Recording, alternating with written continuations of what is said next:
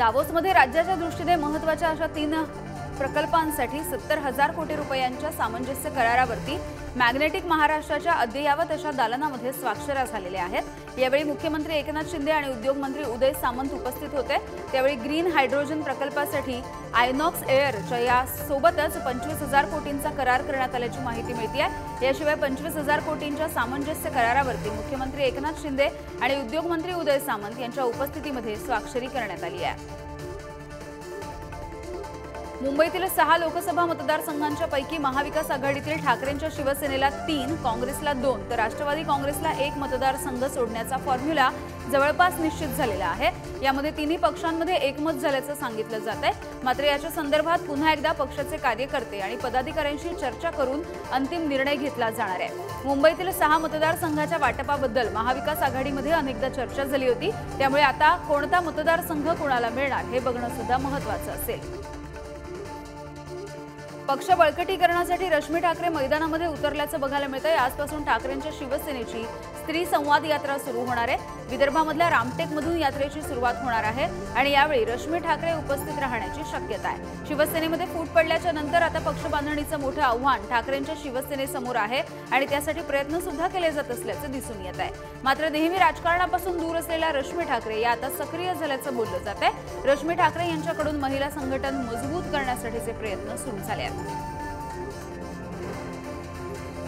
पंतप्रधान नरेंद्र मोदी यांच्या गेल्या आठवड्यामधल्या नाशिक दौऱ्यामध्ये अवघ्या 3 दिवसातच कोट्यवधी रुपयांचा खर्च करण्यात आल्याच्या नंतर आता या खर्चाचा हिशोब सादर करण्याचे निर्देश शासनानं महानगरपालिकेसह विविध यंत्रणांना सुद्धा दिलेले आहेत। या खर्चाच्या आकडेवारीची जुळवाजुळव करताना महापालिकेच्या वेगवेगळ्या विभागांमधल्या अधिकाऱ्यांची चांगलीच भंबेरी उडाल्याचं चित्र आहे। या दौऱ्यासाठी तब्बल 52 कोटींचा निधी मंजूर करण्यात आला आणि त्याचाच एक भाग म्हणून शासनानं महापालिकेला विविध कामांवरील खर्चाचा हिशोब सादर करण्याचे निर्देश आता जारी केले आहेत। आगामी लोकसभा निवडणुकीसाठी भाजपनं 400 पारचा नारा दिलेला असून पुढील 30 वर्ष केंद्रामध्ये भाजपची सत्ता राहील या दृष्टीने प्रयत्न करा अशा सूचना केंद्रीय गृहमंत्री अमित शहा यांनी क्लस्टर प्रमुखांच्या बैठकीमध्ये दिल्या। तसंच राम मंदिराच्या उद्घाटन सोहळा देशभर उत्साहाने साजरा करा, केंद्र सरकारच्या योजनांचा विस्तार करा, तसंच महिला बचत गट बूथ स्तरावर आणि तरुण मतदारांवरती लक्ष केंद्रित करा अशा सूचना सुद्धा शहांनी केलेल्या दिसतात। भाजपचे राष्ट्रीय अध्यक्ष JP नड्डा यांच्या उपस्थितीमध्ये 156 क्लस्टर प्रमुखांकडून निवडणुकीच्या तयारीचा आढावा घेण्यात आला आहे। सायन धारावी कनेक्टर पूल लवकरच पाडण्यात येणार आहे। रेल्वेच्या 5व्या आणि 6व्या मार्गिकेसाठी पूल पाडण्यात येणार असून हा पूल काल रात्रीपासून वाहतुकीसाठी बंद करण्यात आलाय। सायन रेल्वे स्थानकासमोरील हा 110 वर्ष जुना पूल हा लवकरच जमीनदोस्त होईल। सायन धारावीला जोडणारा हा पूल तोडण्यात येणार असल्यामुळे मुंबईकरांना पुन्हा एकदा पूल बंदीचा सामना करावा लागणार आहे। पूर्व द्रुतगती मार्ग आणि धारावी, माहेम आणि वांद्रे यांना जोडणारा हा रेल्वे ओव्हरब्रिज हा महत्त्वाचा कनेक्टर आहे। मात्र हा 110 वर्ष जुना आहे।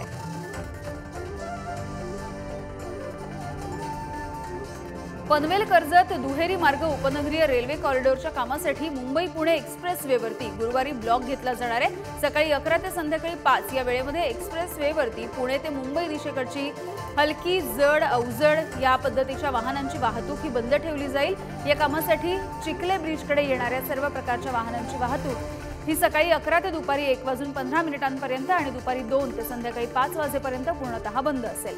दरम्यान वाहतूक कोंडी होऊ नये यासाठी पर्यायी मार्ग वापरण्याच्या बद्दल महामार्ग पोलिसांनी अधिसूचना जारी केली आहे।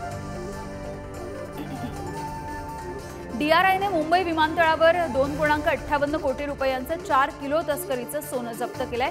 यावर अधिकाऱ्यांनी 4 जणांना अटक सुद्धा केली आहे। मुंबई झोनल युनिटच्या अधिकाऱ्यांनी छत्रपती शिवाजी महाराज आंतरराष्ट्रीय विमानतळावरती आलेल्या 2 प्रवाशांना अडवलं होतं आणि त्यानंतर विमानतळाबाहेर 2 व्यक्ती प्रवाशांकडून सोनं घेण्यासाठी येत असल्याची माहिती सुद्धा मिळाली आणि त्याच्यानुसार अधिकाऱ्यांनी सापळा रचला आणि त्यांना विमानतळाच्या बाहेर जाण्यापासून रोखलं। त्यांची तपासणी केली असता त्यांच्याकडून 2.58 कोटी रुपयांचं सोनं जप्त झालंय।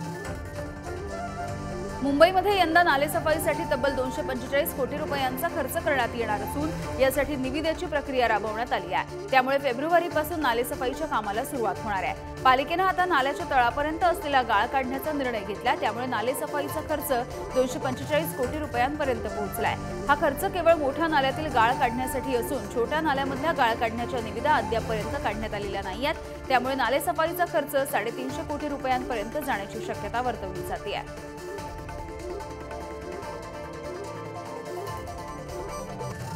मुंबई महानगरपालिकेच्या ई विभागातील पाणी पुरवठा गुरुवारी बंद असेल। नवानगर डॉकयार्ड या रोडवरची जलवाहिनी बंद करून त्या जागी नवीन जलवाहिनी बसवली जाणार आहे। हे काम 24 तासांसाठी हाती घेतलं जाणार आहे, त्यामुळे ए, बी आणि ई विभागातील काही परिसरामधला पाणी पुरवठा हा 24 तास बंद राहील, तर जे रुग्णालय परिसरामध्ये कमी दाबानं पाणी पुरवठा होणार आहे याबद्दलची माहिती पालिकेच्या जल विभागानं दिली आहे। आज सकाळी 10 वाजल्यापासून ते उद्या सकाळी 10 वाजेपर्यंत इथला पाणी पुरवठा बंद असेल, त्यामुळे पाण्याचा पुरेसा साठा करून ठेवण्याचं आवाहन पालिकेनं केलं आहे। मुंबई महानगरपालिकेच्या वतीनं 2024-25 या आर्थिक वर्षासाठी तयार करण्यात येत असलेल्या अर्थसंकल्पामध्ये लोकसहभाग असावा यासाठी महानगरपालिका प्रशासनाने पुढाकार घेतलाय। अर्थसंकल्पाच्या अनुषंगाने महानगरपालिका क्षेत्रातील नागरिकांनी सूचना या 23 जानेवारीपर्यंत पाठवाव्यात असं आवाहन महानगरपालिकेच्या प्रशासनाच्या वतीनं करण्यात आलंय। 2024-25 या वर्षाकरिता महानगरपालिकेच्या उत्पन्न आणि खर्चाचं अर्थसंकल्पीय अंदाज तयार करण्याचं काम सध्या सुरू आहे। हा अर्थसंकल्पीय अंदाज हे 5 फेब्रुवारी 2024 रोजी किंवा तत्पूर्वी सादर करणं हे बंधनकारक असणार आहे। बारामतीमध्ये आज कृषिक 2024 या कृषी प्रदर्शनाचं उद्घाटन केलं जाईल। हे प्रदर्शन 18 ते 22 जानेवारी या कालावधीमध्ये खुलं असणार आहे। प्रदर्शनाचं उद्घाटन शरद पवार, कर्नाटकचे कृषी मंत्री चेलुवरय्या स्वामी, सुप्रिया सुळे, ऑक्सफर्ड विद्यापीठाच्या आर्टिफिशियल इंटेलिजन्स डिव्हिजनचे संचालक डॉक्टर अजित जावकर यांच्यासह इतर मान्यवर यांच्या हस्ते होणार आहे। या प्रदर्शनामध्ये क्लस्टर आधारित प्रात्यक्षिकं, भाजीपाला गुणवत्ता केंद्र, नाविन्यपूर्ण शेतीचं तंत्रज्ञान, नैसर्गिक शेती, पशुपक्षी प्रदर्शन, भरड धान्य, फुलशेती, देशी बियाणांच्या प्रात्यक्षिकांबद्दल समावेश सुद्धा केला जाणार आहे। नंदुरबारच्या नवापूर तालुक्यातील खांडबारा परिसरामध्ये 15 दिवसात 16 अपघातांची नोंद झाली आहे। मात्र खांडबारा ग्रामीण रुग्णालयामध्ये अँब्युलन्स नसल्यामुळे अपघातग्रस्तांना त्रास सहन करावा लागतोय। वारंवार निवेदन देऊन सुद्धा तक्रार करून देखील अँब्युलन्स उपलब्ध करून दिली जात नसल्यामुळे स्थानिक नागरिक आता संताप व्यक्त करतायत। खांडबारा विसरवाडी या रस्त्यावरती झालेल्या 2 मोटरसायकलींच्या अपघातामध्ये पाऊण तास अँब्युलन्सची वाट बघून देखील अँब्युलन्स न आल्यामुळे नाईलाजाने या जखमींना रिक्षामधून रुग्णालयामध्ये नेण्याची वेळ आली होती। नंदुरबार बाजार समितीमध्ये यंदाच्या वर्षी मिरचीची विक्रमी आवक होतीये।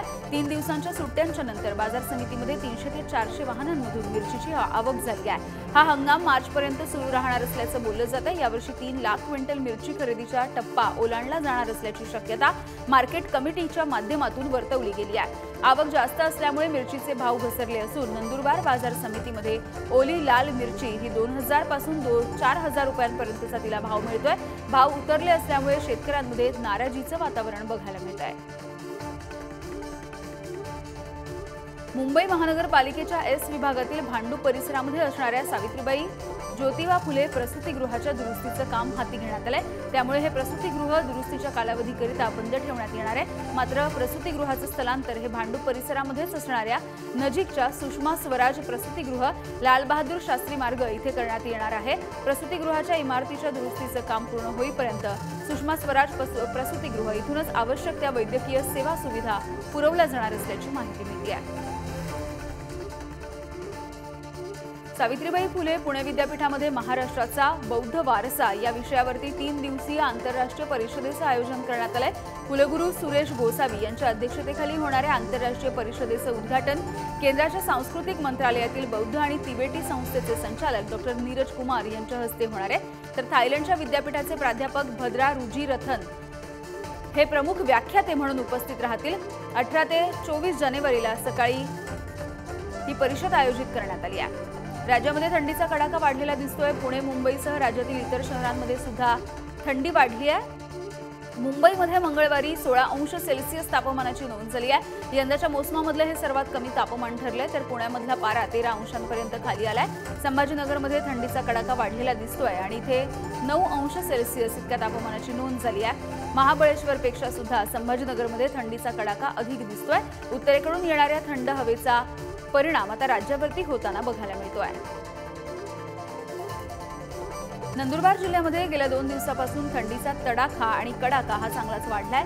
ग्रामीण भागामध्ये जास्त थंडी जाणवत असल्यामुळे नागरिक आता शेकोटीचा आधार घेताना दिसतात। तसंच नंदुरबार शहरामध्ये रात्रीच्या वेळेला तापमानाचा पारा हा 9 अंश सेल्सिअस पर्यंत खाली आलाय, तर दिवसा ऊन राहत असल्याचं दिसतंय आणि तापमान 29 ते 30 अंश सेल्सिअस पर्यंत पोहोचतंय। तापमानामध्ये होत असलेल्या या बदलामुळे नागरिकांच्या आरोग्यावरती सुद्धा याचा परिणाम होतोय। लहान मुलं, वयोवृद्ध नागरिक यांना स्वास्थ्याची काळजी घेण्याचा सल्ला आता आरोग्य तज्ज्ञांकडून देण्यात आलाय।